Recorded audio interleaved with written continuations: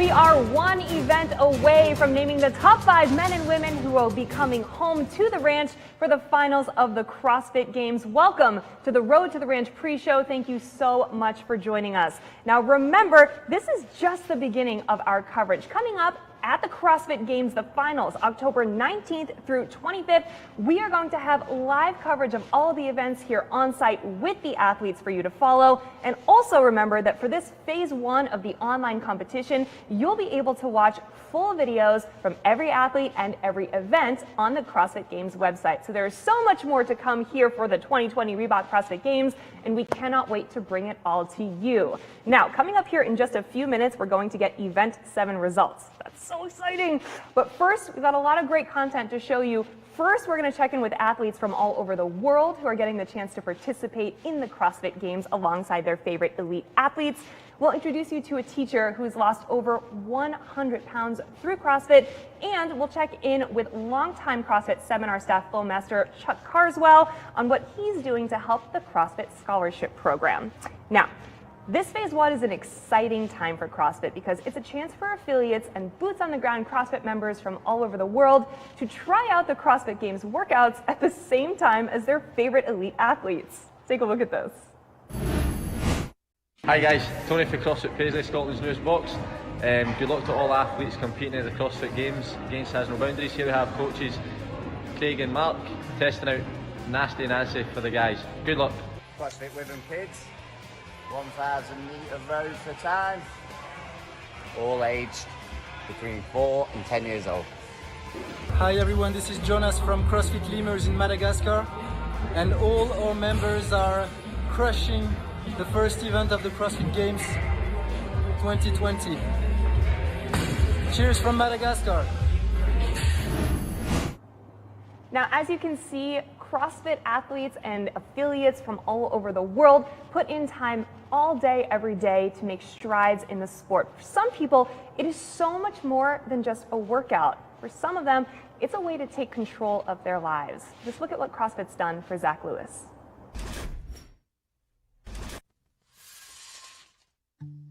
My name is Zach Lewis. I'm a second grade school teacher here in Middletown, Ohio.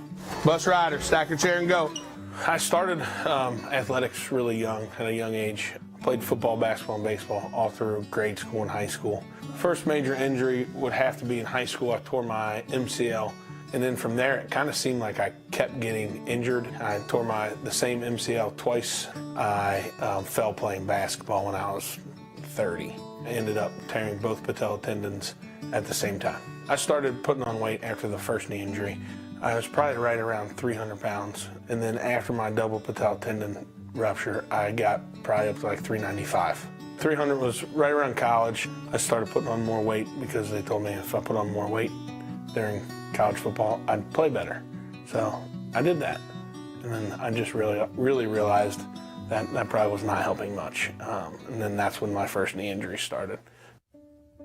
A lot of the time, I would get started, like you said, and then a setback would happen, and then I'd get motivated again for whatever reason, and started feeling better, and then another setback. And eventually, I'd almost feel like I almost quit. Every setback I had was worse than the last setback, and I was tired of starting over again. My wife's name is Alicia. We met in high school as sophomores. When I went back and looked at pictures when we were an early couple and think, man, it was great. And then we had kids and things changed for me. That's when I started gaining weight. I started getting, I think, anxiety at that point over my weight because I couldn't do the things I wanted to with my kids. You know, you hear those stories where the dad is pushing them and running with them and teaching them how to ride their bike. And I had to sit and watch that. I wanted to be able to provide for them, but with my injury and things, I never thought I could. This is awesome. Everything when I coached high school football we needed. This is awesome. Personally, I'm most interested in learning how to move, learning how to move for my body, because I watch athletes in my gym and they're totally different than I am, just because they're on a different fitness level than me. We're going to start with this question. What is CrossFit? It is constantly varied, functional movements, executed at a high intensity. The biggest thing I'm nervous about is being the big guy in the room because I am not looking like everybody else. Keep those arms here until you've squeezed your butt. Okay, ready? Go! That's so much better, Zach. Nice, back down. The instructors did a great job, 10 out of 10. And then when we got into the breakout sessions, it was even more personal. So those walls crumbled as soon as I kind of stepped in and started meeting people. Push your knees away from each other a little bit harder. Zach, does that bother your knees at all? No, not bad. I want you to keep fighting for that knee out action as you squat further. Finish that squat and down. I learned that I'm not moving great at all times, so I'm fixing that. I have muscles that turned on during the squat that never turned on before because I was holding my body a different way. So now that I know how to fix that, it's feeling so much better. And stand. Sweet, guys. Down and up. Look at Mr. Lewis's elbows. Watch. They're not out here. Okay? Keep them inside and go. My after-school program is a fitness club that meets once a month. What we do is we practice moving. And from the seminar, I'm wanting to learn how to have our students move properly. What did we not drink anymore? Pop. I really want to ask questions of what I can do for my students that would provide a nutritious snack, but also fill them up. Keep pressing them out, Zach. Keep pressing them out, Zach. Yeah, buddy. I see you fighting. I started my weight loss journey at 395. Today I sit at 291. I used to take a lot of anxiety medicine. I'm able to cut that almost at 3/4 out of my life because of my nutrition and my fitness. I'm able to help my kids if there's ever an issue. Whatever comes my way, my kids' way, my wife's way, I'm able to step in and help. Go. Relax. That was the best jump you did all day. The level 1 is definitely worth it. This has been the most impactful time that I've learned in a classroom setting because it's about my health and about how I move. And if I can learn those two things, I think I got it. So I think it is unbelievably worth it.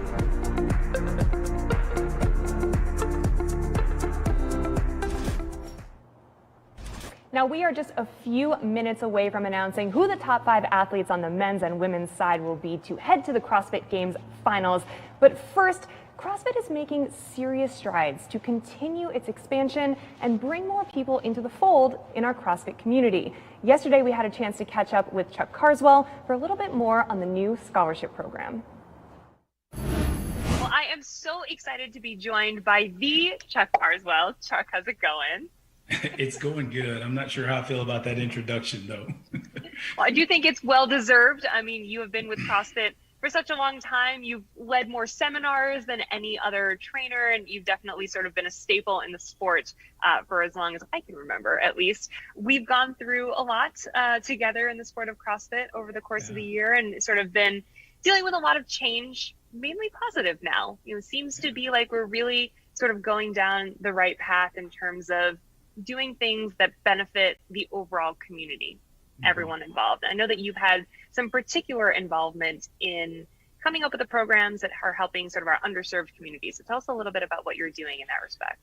Yeah, so right now what I'm doing is I'm working in what's called the CrossFit Scholarship Program. And it's a program that we designed specifically to go into underserved areas and work with underserved athletes. Essentially, these are folks that might not be introduced to CrossFit because of maybe geographical location, socioeconomic status, etc.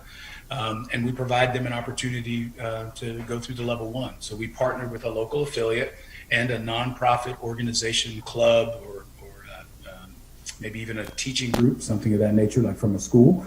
And we offer the level 1 seminar, the 2-day seminar that you and I have both gone to and experienced, and give them an opportunity to actually know what this program is about from the horse's mouth. So the program is multi-tiered. It starts off with just the level 1, and then it can continue with mentorship and, you know, maybe on down the road work its way into possible internship and maybe even a CrossFit job, being a CrossFit coach, and then maybe even own an affiliate. And obviously that's the long-term vision of the program, but it's been an exciting time.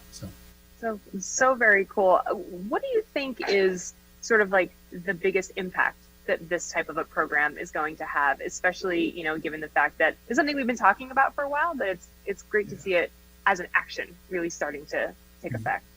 Yeah, I think CrossFit has always kind of had an idea that we wanted to do all the right things for all the right reasons for all the right people. And I think what this is a more concerted effort to actually focus on an underserved community. And so what I found is that definition of underserved has grown tremendously. And what I thought was underserved doesn't actually include all of the areas that are underserved. And so I think obviously this is the start for a lot of athletes, a lot of kids. Essentially, we're working with more young adults and youth, but it's an opportunity for them to get the exposure. And just from that, who knows what can happen? I don't think we'll fully know the impact until several years down the road.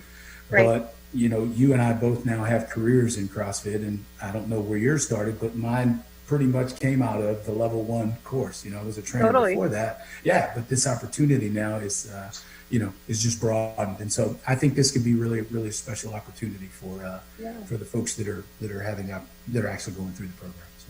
Yeah, I think so too. Chuck, you've been just a part of this whole thing for so long now. Really looking forward to seeing what you and the scholarship program are putting together and the impact that it has down the line. Thank you so much. Thank you, Nikki. Hopefully I'll see you soon. Yeah. Well, thank you so much for joining us on the Road to the Ranch pre-show. It is time to find out which athletes will be making their way to the 2020 Reebok CrossFit Games finals. Sean Woodland and Annie Sakamoto are up next. Thank you, Nikki, and welcome everybody to the ranch in Aromas, California. Sean Woodland and Annie Sakamoto. The results are being tabulated and final scores right now for event number 7. We're going to bring you everything when it is all said and done, and we will know who the top 5 men and top 5 women are who will be making the trip here to the ranch to take part in part 2, the live competition of the CrossFit Games. We talked a little bit about it earlier today, but the nerves of the final day, knowing that everything is on the line, is compounded by the fact that you don't know what anybody else is doing in this set. Right. Often we can refresh the leaderboard. You know, these competitors can see what's going on while they're competing, and that's not the case this weekend. And that can only be so totally unnerving because you don't know, especially these bubble athletes. Right. Am I in? Did I do enough? And there's no redos. It's not like the Open where you can kind of game it a little bit, right? Well, let's start on the women's side, and one person who was very much not on the bubble, Toomey. She is going to be making the trip to Aroma. She wins stage number 1 and did it in overwhelmingly convincing fashion. I mean, basically just had one, and I don't even want to call it a blemish, but for Toomey it's an uncharacteristic finish, 16th in the handstand hold. But other than that, I mean, just a typical Toomey performance. This is the first time an athlete has actually won the first 3 events at the CrossFit Games ever. So she started this weekend with 3 event wins. Super impressive. The only one better than her right now that has bragging rights in my mind is Matt Fraser. Yeah, well, let's look at who was in second place coming into the final event. And that was Brooke Wells, and she also, take out Toomey, who's always impressive. Brooke Wells may have had the most impressive performance so far through 6 events. I completely agree. Like you said, Tia did have a 16th place event where Brooke did not finish outside the top 10 in any of the 7 events this weekend. And I'm really impressed because her worst finish was actually the front squat. Strength used to be Brooke's strength, and she really struggled on gymnastics and some of the longer Metcon events.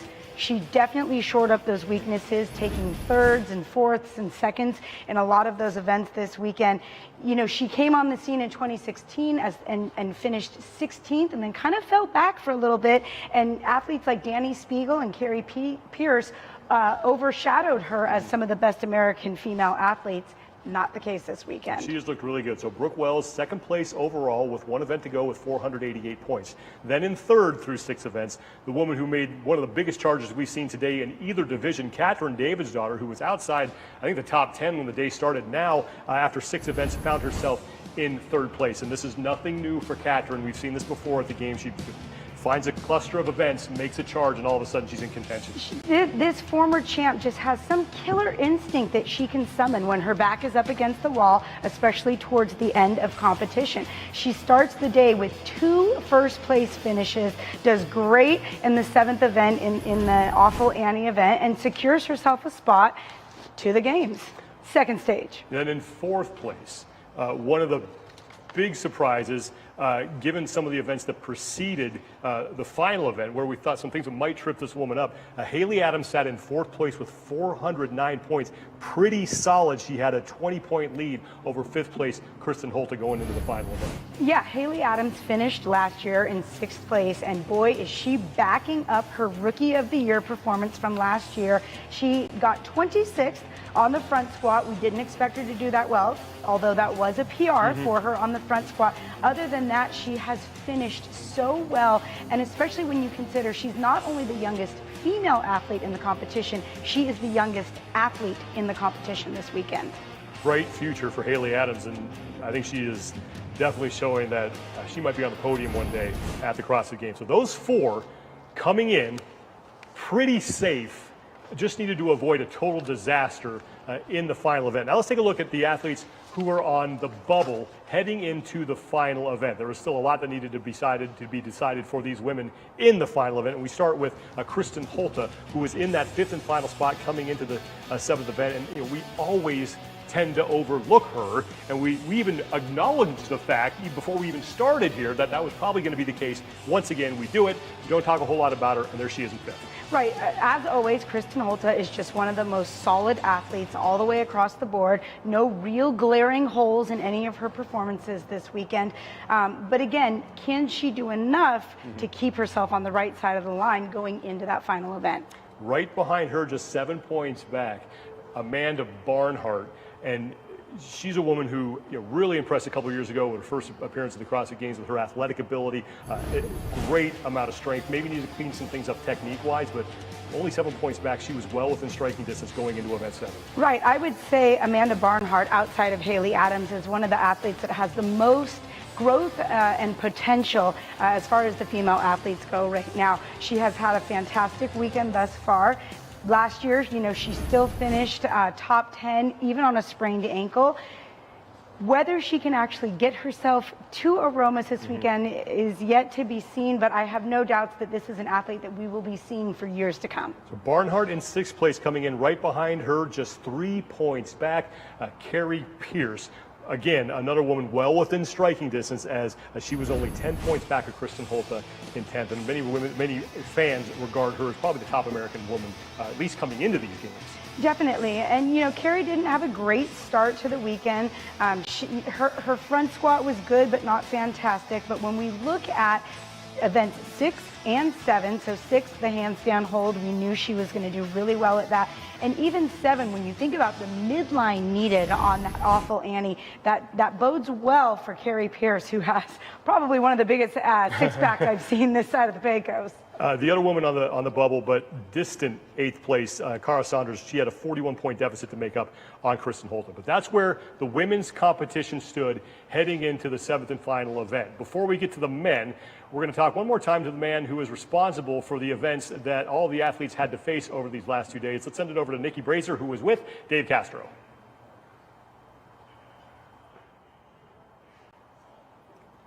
I think responsible for the events, responsible for the pain that we've seen these athletes go through over the course of the last couple days. Now that the test is complete, did it shake out the way that you wanted it to?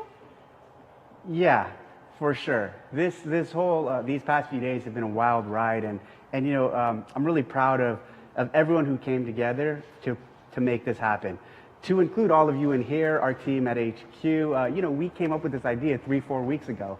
And we all scrambled to make this happen. Then to take it a step further to the judges that we flew around the world, our level 1 seminar staff to these locations, to the athletes who've shown enthusiasm through all of these changes, through this whole process, and their communities. Watching some of these videos come in of these guys throwing down and doing these events with entourages and with their fans has been really inspiring, and it really, this is the culmination of a proof of concept. Yeah. And we proved this concept to work. It had its challenges, but it was necessary. It was the right way to do it, to be fair to the athletes, the entire field. So I'm really proud of big picture, what we've accomplished in the course of the last few days. Now, in terms of the events, yeah, I love it. I love it because there's been so much shakeup across the leaderboard throughout every stage. Yeah. And part of that was really the athletes not knowing what the others are doing, and then the idea that they're just sitting there waiting to find out, was I good enough? Did I do enough?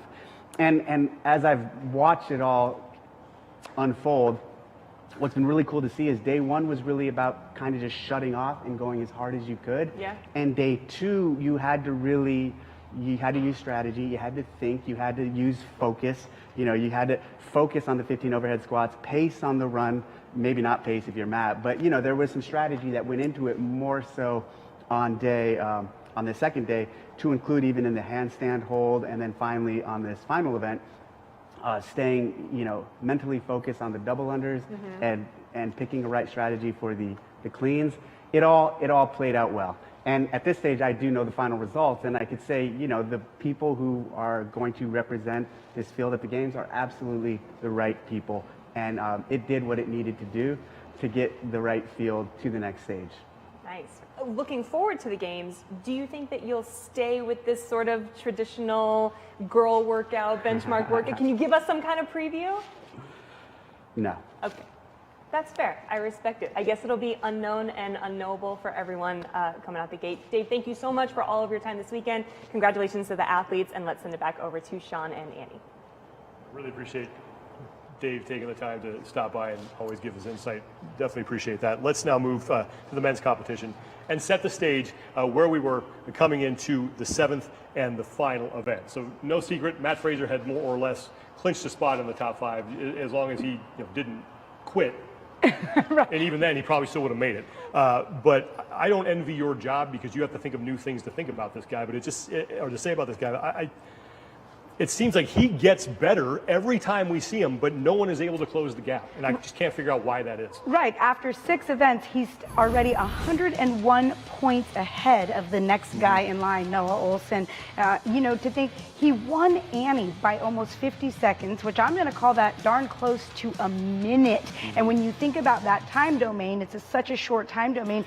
Every second is exponential. And so for him to win that first event by, again, almost a full minute just shows how far ahead he is of the rest of the field.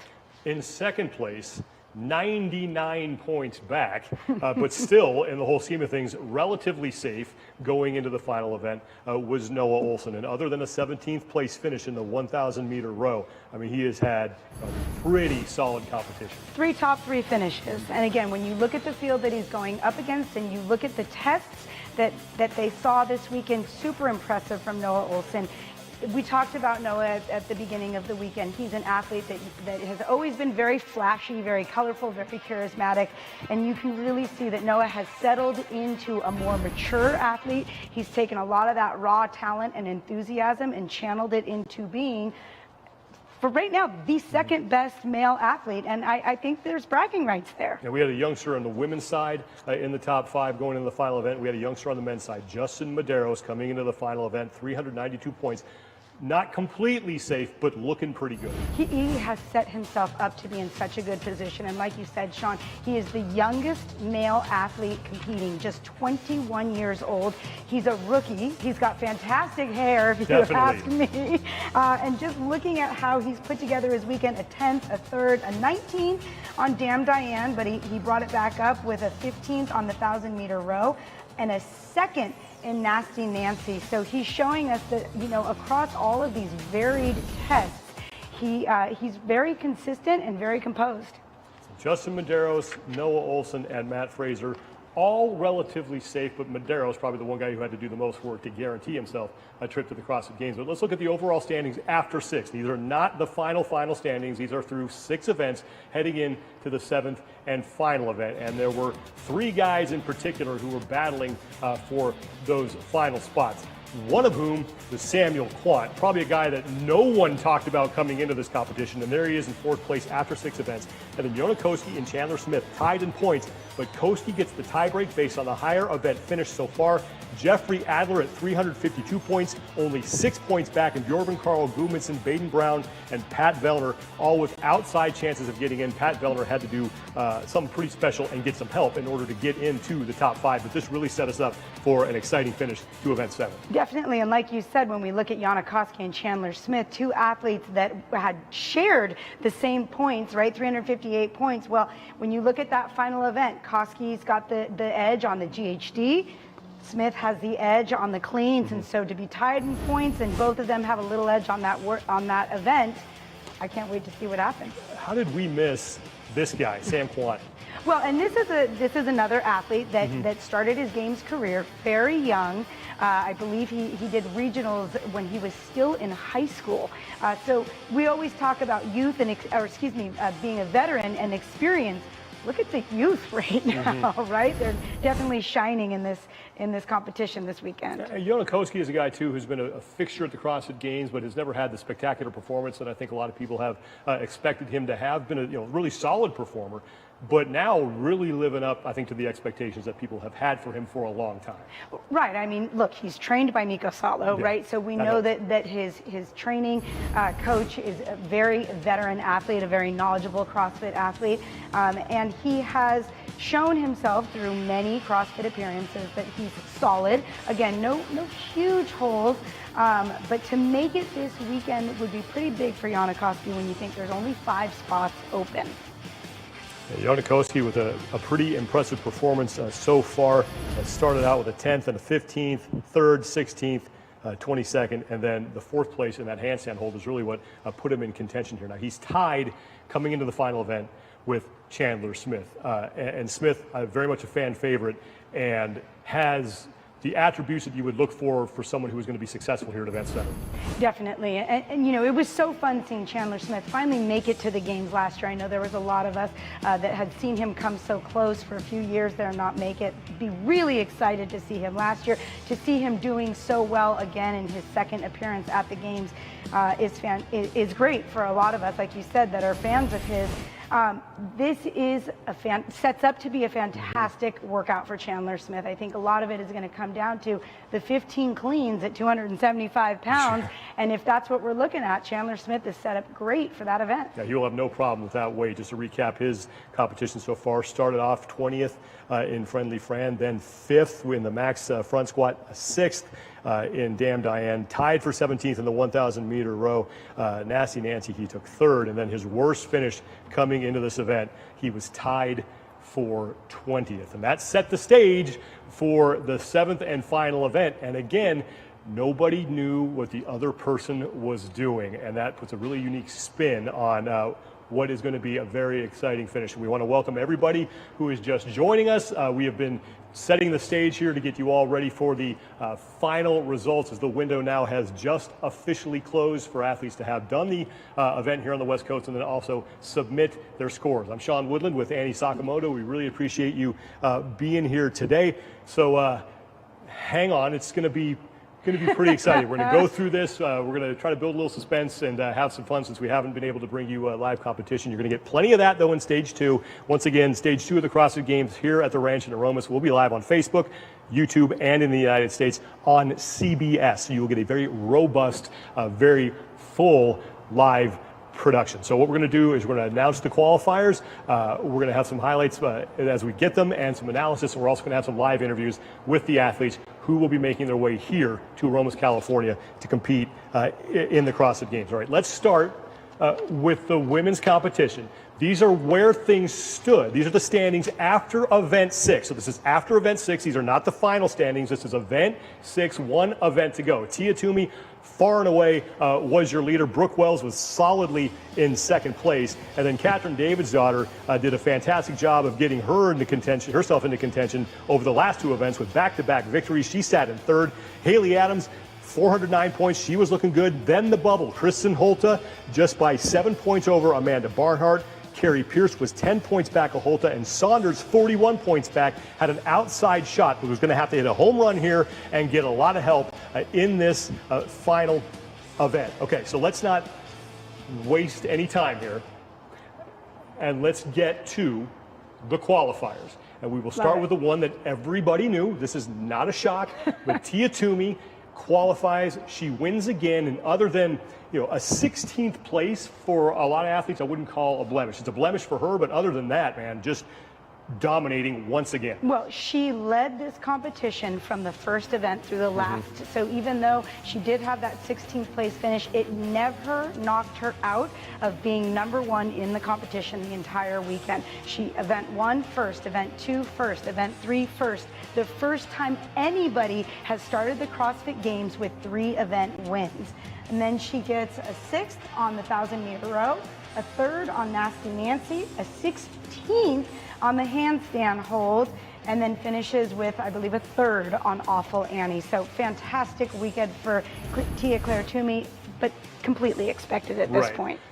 Let's go to the second place finish, because this may not have been as expected. And if we didn't have Toomey in the field, I think we would have been spending a lot more time talking about the performance that Brooke Wells has put together. So Brooke Wells, she finishes 2nd. And when you look at what she has done throughout this competition, only not a single finish going into the final event outside of the top 10. And here's what I really like, Sean. Her 10th place finish is on the 1-rep max front squat.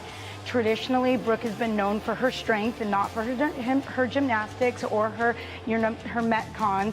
And to think that her strength is now her quote-unquote weakness, but the weakness was still good for 10th place, and that all of these other things that used to trip her up were 2nd and 3rd place finishes for her, bodes really well for Brooke going into stage 2 of this competition. Yeah, Brooke Wells was once kind of tabbed to be the next top American athlete, and she is certainly restaking her claim to that mantle. But there is another American right behind her who finished in 3rd place overall.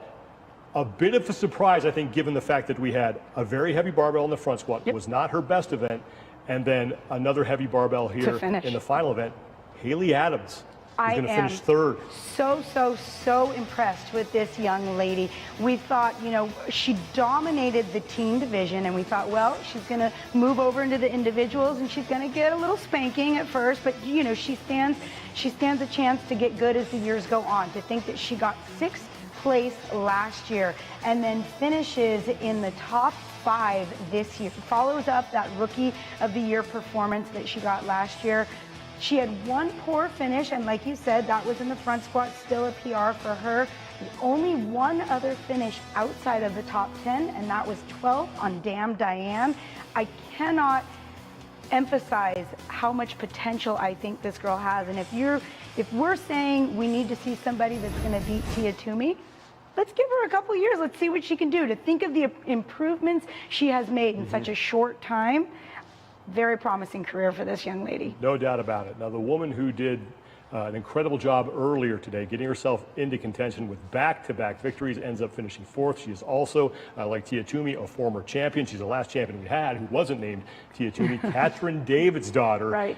Finishes 4th. She'll be coming to the ranch. Super impressed by what she did, able to come back from not a very good start for her. She started today with 2 first-place finishes, which is exactly what she had to do to put herself in a position to make it here to Aromas. And we shouldn't expect anything less from the 2-time champ. I think the more surprising thing is that she put herself in a position early on in the competition where her back was up against the wall. That was more surprising than actually what she was able to do towards the back end of this competition. So those are the top 4.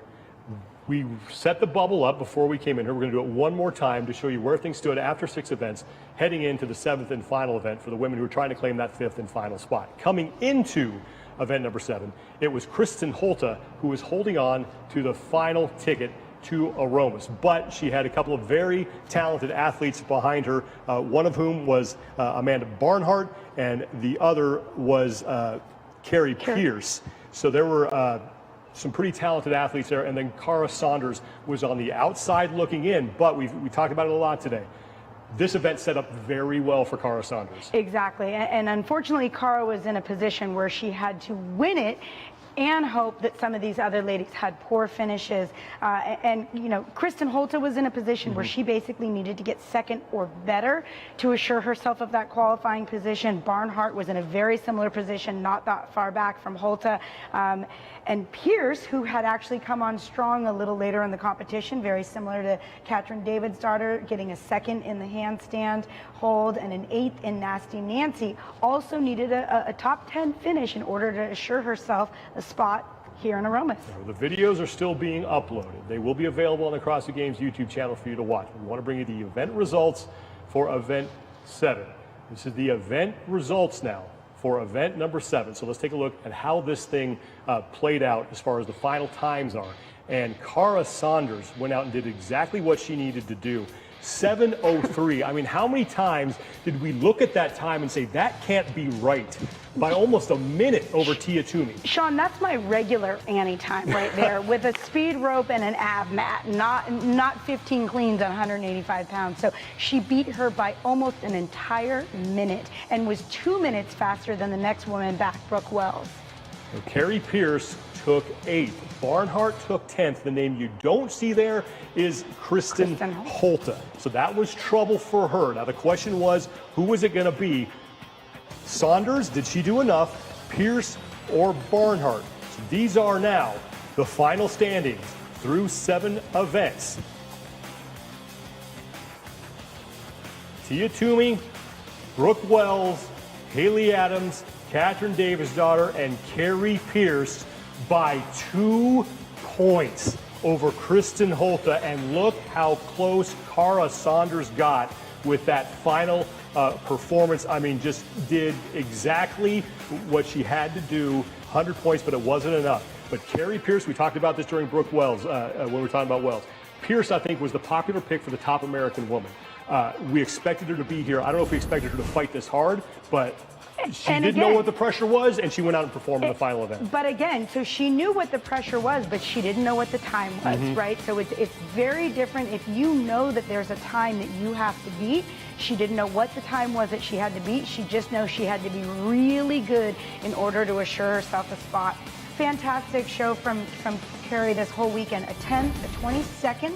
On the max front squat, 4th in Damn Diane, 19th on that row right there, 8th in Nancy, 2nd in the handstand hold, and then secures herself a spot here in Aromas with an 8th place in Awful Annie. And you got to feel for Cara Saunders, you know, taking last year off, didn't compete, she started the family, came back, looked super impressive to begin.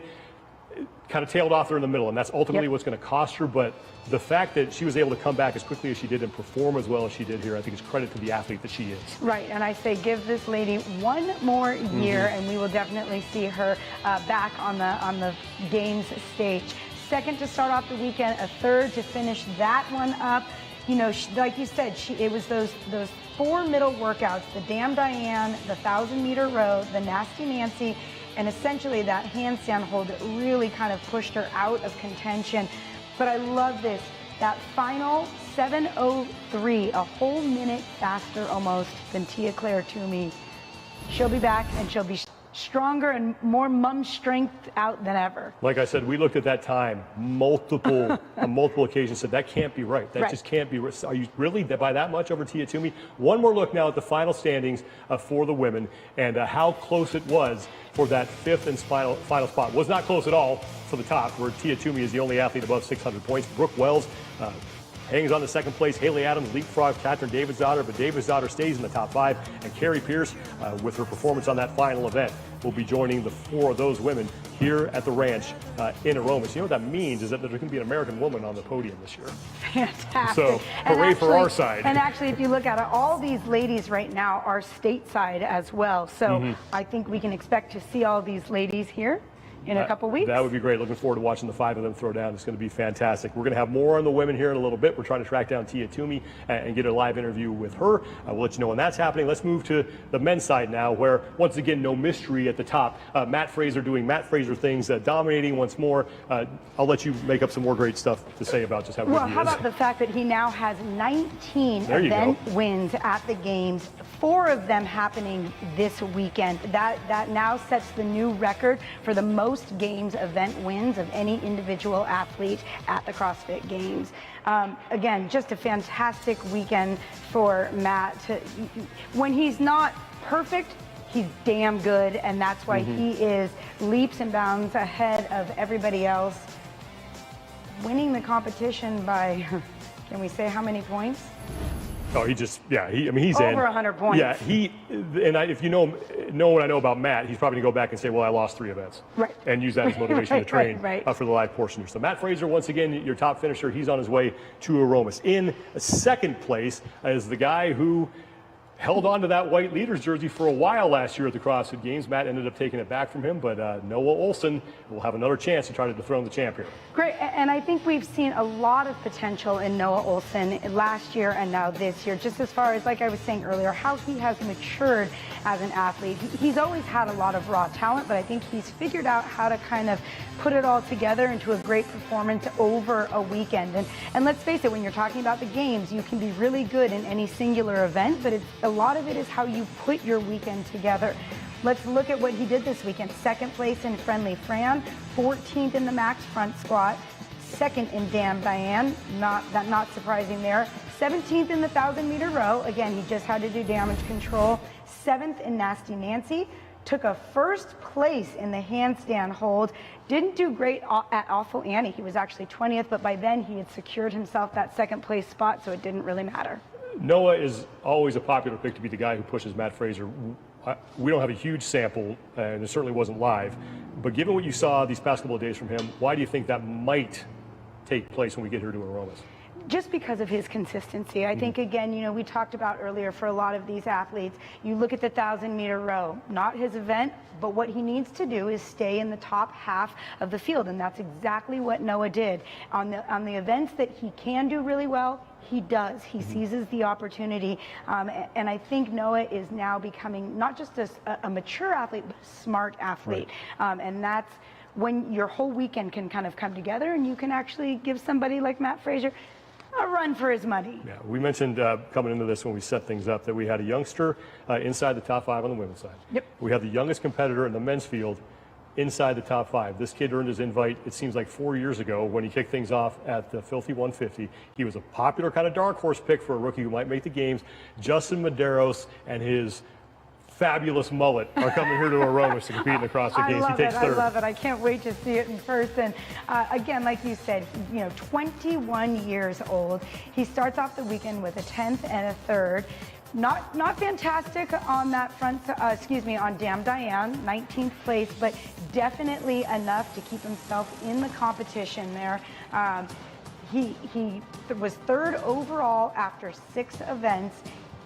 Again, another athlete that was not intimidated by competing against a bunch of veteran athletes and very dominantly secured his 3rd place finish in stage 1 and his ticket to the games. I've had the pleasure of talking with him, and he has a maturity about him that is beyond his years. You wouldn't think he's 21 years old, but experience doesn't have a whole lot of that. But can that be a little bit of an advantage when you get here and you just kind of don't know what you're getting into and you just sort of do your thing? 100%, but maybe that's okay this year, right? Yeah. I mean, when you think about, there's a lot of expectations, and I'm used to doing the games this way, or I'm used to that. Well, this young kid, he has no expectations. For him, he's probably thinking, I got nothing to lose, I made it, and that can be a great combination. Yeah, so those were your top 3. So let's take a look at the overall standings after 6. So this is after 6, not the final results. This is the battle now for those final 2 spots. So Samuel Quant sat in 4th place, 373 points. Jonah Koski was right behind him, tied with Chandler Smith at 358. So Koski and Quant, the last 2 guys in.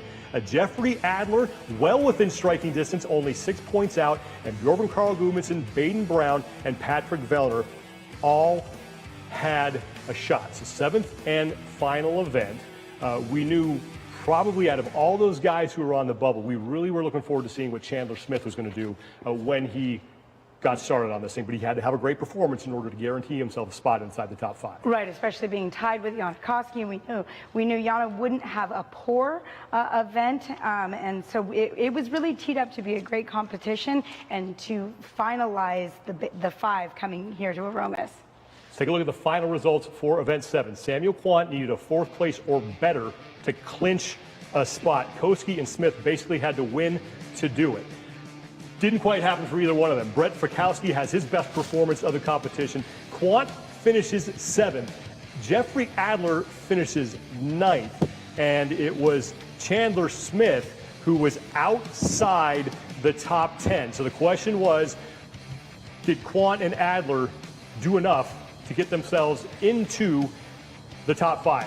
Here are your final standings in the 5 men who will be going to the CrossFit Games Part 2 here in Aromas. Quant and Adler do enough, and Chandler Smith is just 2 points back.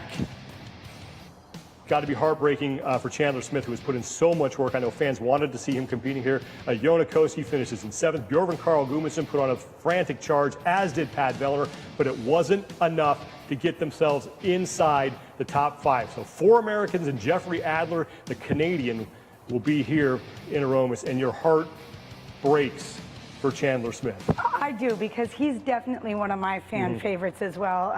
When we were at the Rogue Invitational in 2019, both my kids just fell in love with him. I fell in love with him.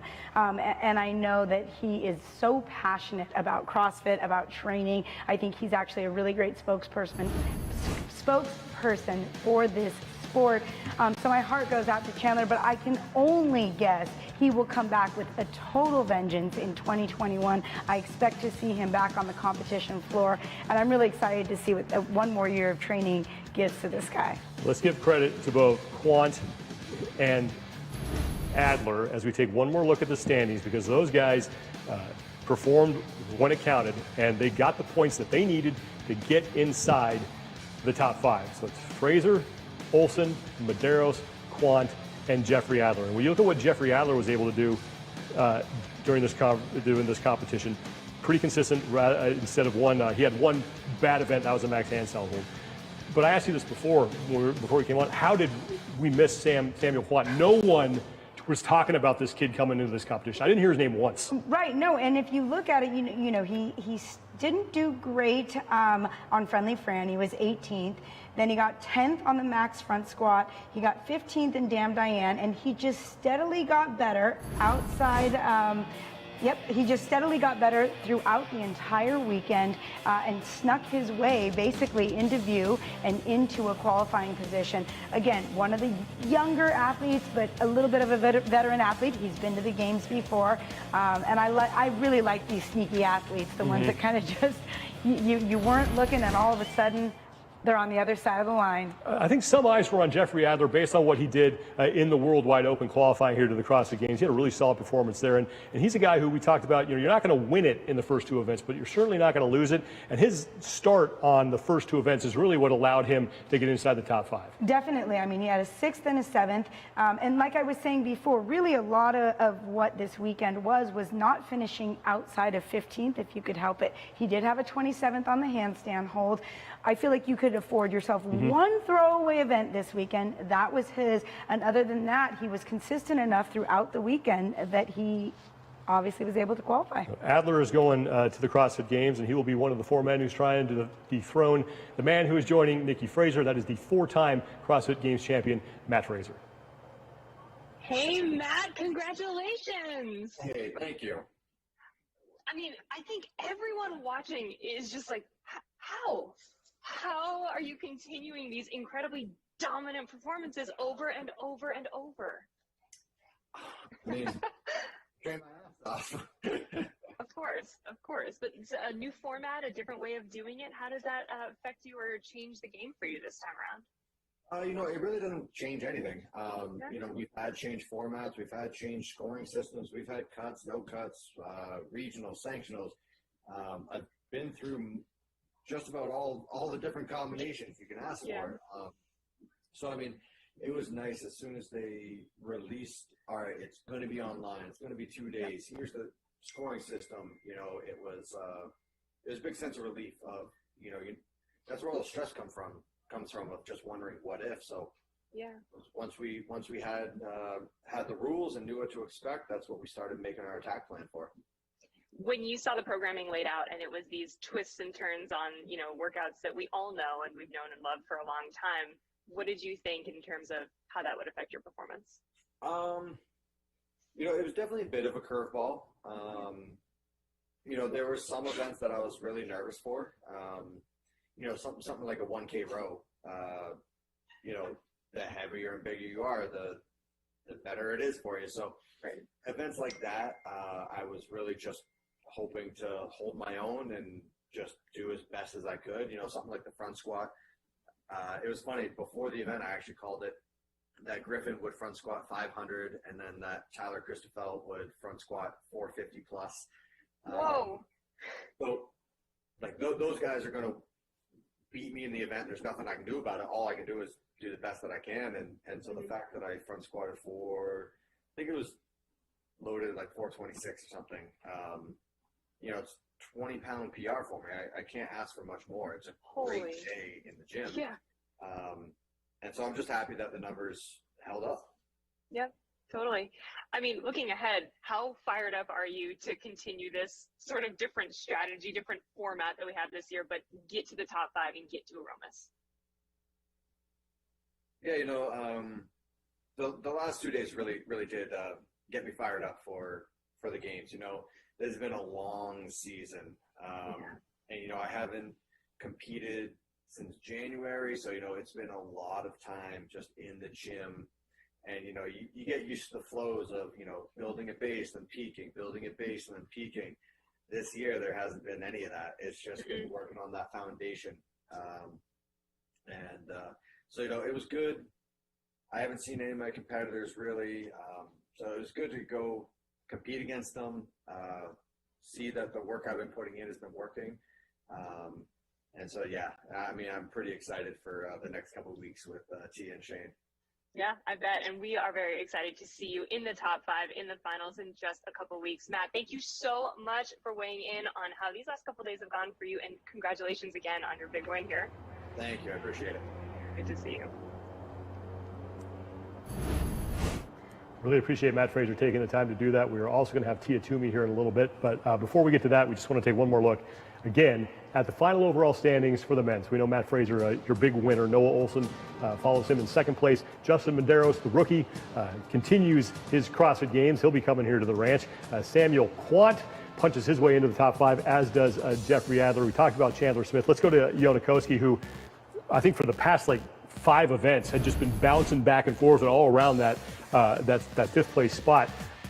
I think in any other year, probably he's happy with 7th place, but given how close he was, I'm guessing he's a little disappointed that he didn't finish the job here. Right. He's a 6th. This is his 6th individual appearance at the games, so he's no stranger to what it means to be here. But like you said, 7th place is great. He's finished in 9th in 2017. He finished 9th in 2015. So this is essentially his best finish. But when it means that you miss the second stage of competition, I'm sure he's not happy about that. When people were making picks as to who was going to wind up in the top 5, I think one of the shoe-ins was Bjorgvin Karl Gudmundsson, and he started way on the outside. He was able to work himself into the top 10. He finishes 8th overall. You mentioned having one throwaway event.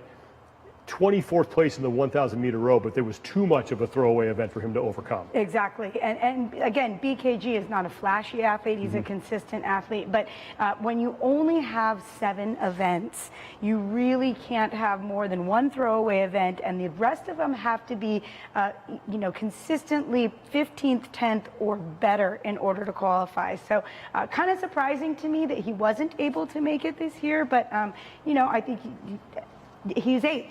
Worldwide overall, and that's probably not good enough for him, but it'd be good enough for me. Definitely. And remember, they're going to pay out all the sponsors money on the line, so he definitely earned himself some money. We're still waiting on Tia Toomey to call in. We're also going to be talking to Justin Medeiros, so hang with us here. We're just going to continue going through the men's overall leaderboard as we wait for them. Pat Velner, we talked about this on Thursday. at the games, when we're actually physically in a spot competing with everybody, has that, traditional mistake, and he's got to dig himself out of the hole. We did not expect that to happen. It happened. He dug himself out of the hole. He just ran out of time. That's exactly it. Again, with only 7 events, it's hard to keep digging yourself out of a hole. He had a good run yesterday. He really moved himself into a better position than he was in at the start of competition. But what Pat needed, unfortunately, was just a couple more events. And that's why you have to be really impressed with some of the athletes like Noah Olsen and even Justin Medeiros, some of these other guys that were able to stay in it the entire weekend. And finally, in 10th place, Samuel Cormier. He's a youngster, 24 years old. He's out of Quebec, Canada. He's a guy who, 8th place to start, great beginning for him. But then, a 17th, then a 4th. Then there was those next 2 events that really hurt him. Yeah, and this was, I think, a common theme for a lot of the athletes this weekend, right? We said you can have one throwaway event, but if you have a 17th, a 25th, and a 20th, there's just too much gap in the points to make it up at that point. So those are your top 10 for the men. Let's go now one more time to the women's overall standings. After 7 events, these are your final standings. And the women above the red line are the women who are coming to the CrossFit Games, led by Toomey, the only woman to score more than 600 points. She's the first individual athlete to ever win the first 3 events in the CrossFit Games. Brooke Wells behind her. She's the only woman above 500 points other than Toomey. Then the youngster Hayley Adams, Catherine Davis' daughter, and Carrie Pierce. But Toomey is your stage 1 winner, and she is with Nikki Brazier.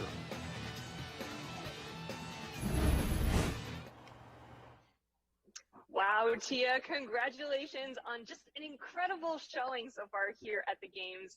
How does it feel to be at the very top of the leaderboard right now? Oh, it feels fantastic. I think that anyone that's sitting on top of a leaderboard is feeling great. They feel on top of the world. I bet. I mean, this has been so different. We saw you guys in your home gyms. We saw you alone with no fans. It was definitely an unusual competition. How do you think it was on the fairness scale? Yeah, I think that because we were sent out professional judges, I think that definitely eased a lot of nerves and any speculation that you had, even though there are videos, you just knew that because we had the judges present, and I know going off my experiences with my judge and even Matt's judge, they were very particular on how they wanted things. They weighed everything.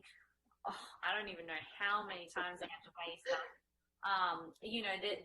They really took their job to the next level on making sure that there was that fairness there. Wow. The programming was familiar but different, and it was fun to watch you guys take on events that we are also familiar with. What was it like for you when you saw the way that the programming was released across these 7 events? Yeah, it was definitely different to what. Well, I mean, when I don't really know what to expect when it comes to Dave and his team and how they're going to program. You kind of have to expect anything and everything. And then when I seen the workouts and how they were done, I actually thought it was quite smart in terms of bringing the community together. We've been through so much, not just globally, but within our sport of CrossFit. And the fact that we were able to utilize events that still challenged our fitness, still, made sure that the right people were able to qualify into the next stage. We were able to incorporate the community and everything that, really thrives off our sport and helps us grow as a brand and organization as well. And I also think that it was, there's so much frustration and anger, months and months ago. But then to bring this up and there's just so much positivity and, we're really turning things around, and I think that's showing. And that programming somewhat reflected that. I was really happy with it. Obviously, I am sitting on top, but I think that a lot of athletes will have to agree with me. And, things that were so different, like the handstand hold, for example, I thought that maybe one day we'd see it, but it never came up. And then finally we have an opportunity to have something that's so different, but still a really great test. And, people were able to showcase that. So I think that it was great. We've seen in your videos from the events that your husband is there with you, and you've got Matt sometimes in the background cheering you on. I mean, how important is that very close-knit training environment that you have going on? Oh yeah, it's very special. You know, we're in a unique situation, and as much as I am an individual athlete, I have a team around me, and you know, I really embrace my team. You know, they've had to sacrifice so much in order to help me get to where I am, and it's not even the people that are just there as well. It's people outside that are still living in Australia and stuff like that. That you know, I owe so much to for their constant support. And, you know, just to have Shane there, you know, I don't know if he slept since the event, but, you know, the fact that he's had me and Matt and, you know, he's been running around in circles, measuring, making sure that he's checking in with the judges and getting everything organized. It's so awesome. And I had to take a moment to sit back and just take it all in because everything's going and happening so quickly and, you know, with a blink of an eye, it's over. But just to see him in his element, and then, you know, it is a very special thing to share with him. I'm sure. Now, I know that you guys are all sort of one cohesive team, but I also know that you are a little competitive, both you and Matt. So between the two of you doing those events this weekend, who do you think won?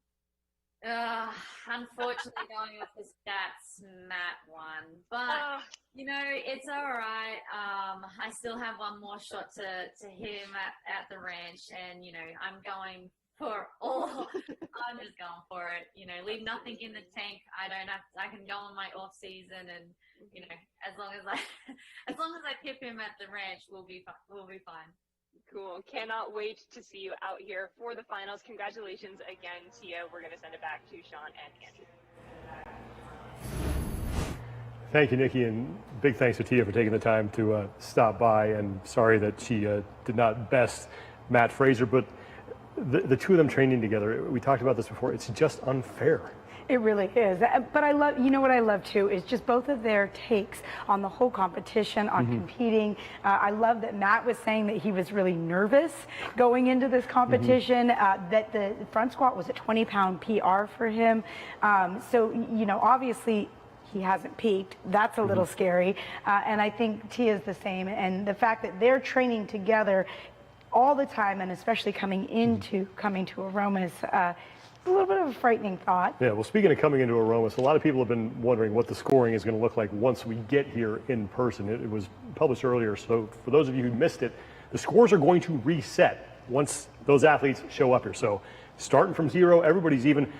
I don't know if you want to tell Matt that he's got to pull away from these people once again. That just seems to add more motivation to him. Exactly. I was going to say, I don't think it really matters to him. I think he would love the chance to do it again. But yeah, I really like that the stages reset, because it really is a whole different competition. Now we're in competition. I mean, we're with each other, right? The athletes are with each other. There's only 5. Unknown number of events.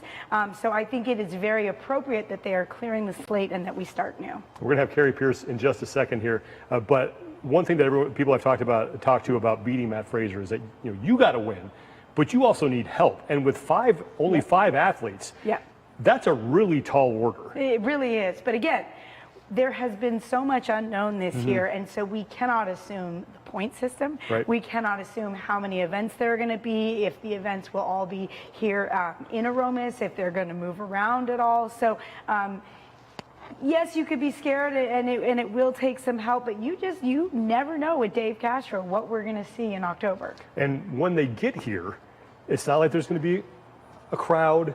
It's just going to be them in isolation, competing. I don't know if you've ever been in that setting, but what do you think mentally that's going to be like for them? I think for the best of the best, again, it's not going to matter. And when you look at both Tia and Matt and the way they were able to compete this weekend, they have shown that it doesn't matter what the format is, what the scoring system is, whether we're virtual, whether we're in person, whether we have fans, whether we have no one, they are the best of the best. And we just heard from Tia Toomey. She finished first overall in part 1 here.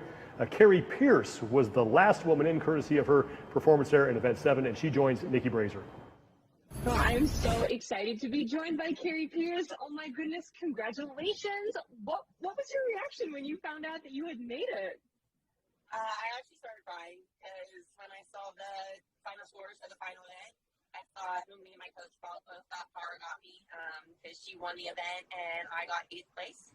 And then they ended up, and I put my head down, and then they brought up the final scores, and everyone started cheering. And so I lifted up my head, and I was like, I got goosebumps, and I started crying and gave my coach the biggest hug ever. Wow, it's like a movie moment. Oh my goodness. It was, because it was just, I mean, I knew that I had a chance, but going into that last workout, I was like, well, things aren't exactly my strength, but I just had to do my best and go for it, which is what I did. And I mean, I think I did the exact time that I had to, because any slower, I would be in 6th place. Oh yeah, most definitely. Now that kind of math that you were doing sort of right in the end there, you couldn't really do that over the last few days with no active leaderboard. How did that affect you in this competition? Yeah, it was just crazy. Each event, you just do your best. I mean, thankful for me, I was in the Pacific Coast, so I was the very last. And so after I went, then I could see the scores. All right, a little bit of technical difficulties, but Carrie, congratulations. Oh, congrats. We can't. All right, thank you, Nikki. Apologize for the technical difficulties. There was very clear that Carrie Pierce was in a moving vehicle. That's spotty reception right there. But what impressed you the most about what she was able to do over these 7 events? Again, it's probably just putting together such a great weekend, right? She didn't have a fantastic front squat event, but Carrie has shown that as a veteran, you don't have to win any event. You just have to be consistent enough overall in the 7 events to get yourself there, and that's exactly what Carrie did. Now, one more look at the women's overall leaderboard as we are all said and done here. In the first part of the 2020 Reebok CrossFit Games, Tia Toomey, the only woman to score more than 600 points. Brooke Wells, the closest woman to her at 580. And then it was Hayley Adams by 7 over Catherine Davidsdottir, who made a great comeback here on day 2. And then, as we just heard, Carrie Pierce in 5th place. Kristen Holta was hanging on to that 5th spot heading into the 7th and final event. Just could not do enough to hang on to it. Cara Saunders swung for the fences, comes up 3 points short. Woman we haven't talked about yet, Amanda Barnhart, 446 points. 5 points out, and when you look at her, plenty of athletic ability, plenty of raw strength. Just might need to polish up the edges a little bit. Definitely. I mean, I think that this is an athlete that stands the most potential for growth within this sport in the shortest amount of time. I've been really impressed with her over the past 2 years, 3 years now.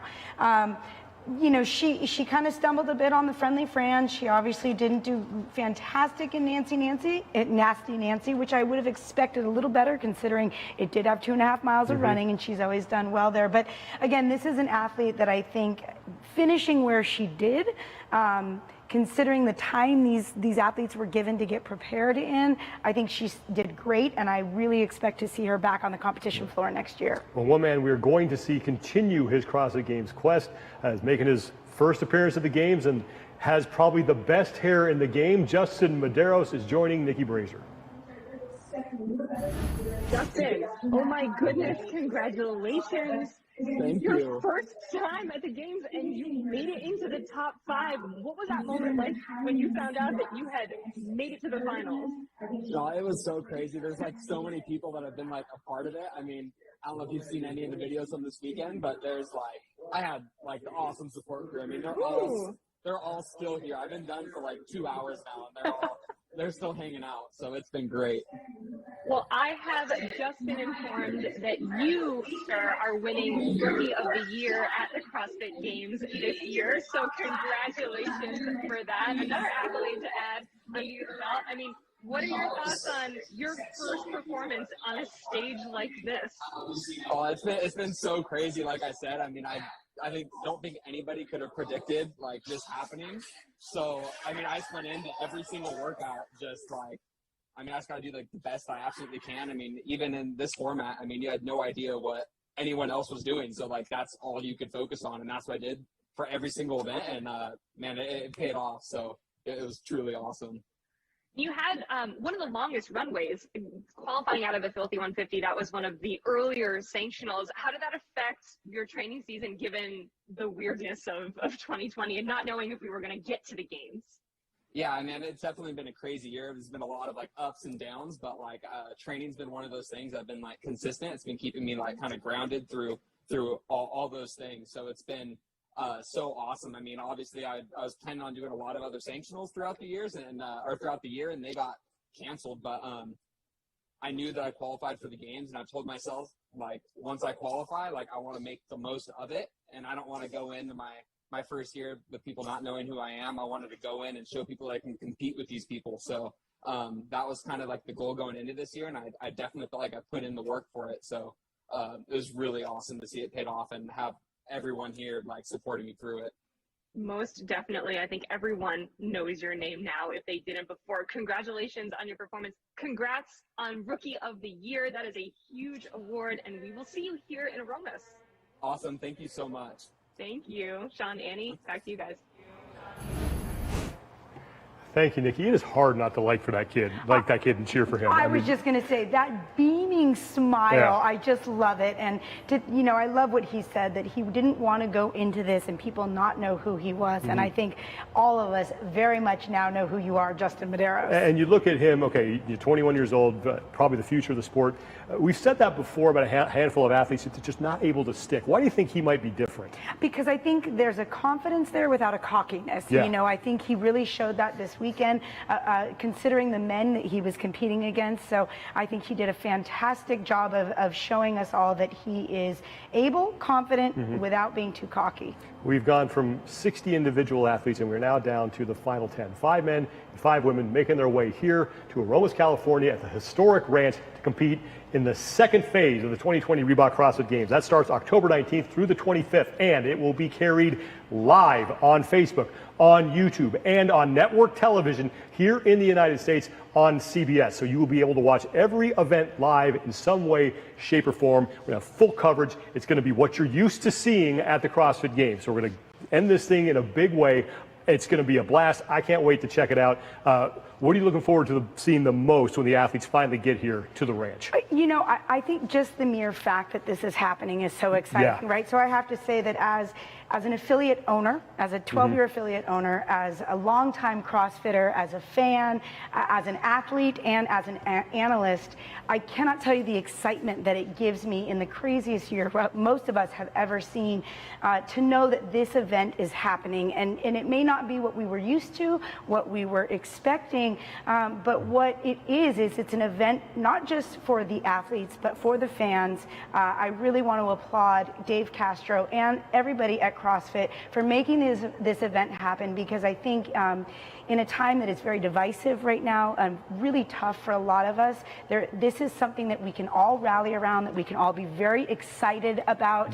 And I'm just excited that this is happening. So anything that happens here at the ranch, I'm all for. It is going to be a blast to watch. And again, October 19th through the 25th, live on Facebook, YouTube, and here in the United States on CBS. We can't wait to see you guys here. Good luck to all the athletes who are making their way out. We can't wait to watch you compete. We appreciate you joining us through these past 2 days. And thanks to all the athletes for all the effort you put in, keeping us entertained as you guys really sold out to try to get yourselves here. We really appreciate the effort, and we look forward to seeing you all next season as we kick things off again in 2021. But unfinished business still here at the ranch, phase 2. Once again, October 19th through the 25th, live on Facebook, YouTube, and on CBS. That's it for us. For Nikki Brazier and Annie Sakamoto, I'm Sean Woodland. We'll see you guys in Aromas.